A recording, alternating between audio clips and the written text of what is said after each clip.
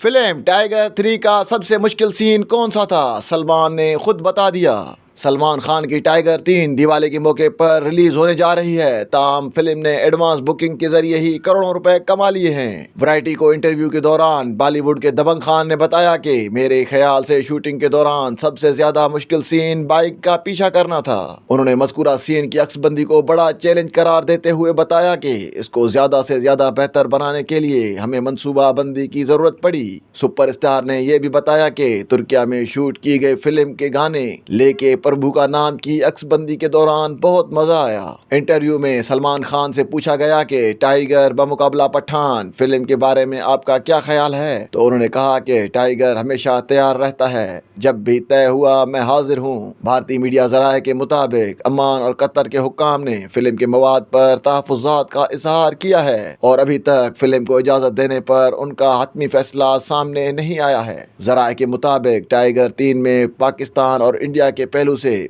मनाजिर पर दोनों ममालिक को फिल्म पर तहफुजात हैं और अगर वो मुतमिन हो गए तो फिर फिल्म को रिलीज की इजाज़त मिल सकेगी। फिल्म को सऊदी अरब और मुत्तहिदा अरब इमारात से क्लीन चिट मिल चुकी है और वहां ये मामूल के मुताबिक रिलीज होगी।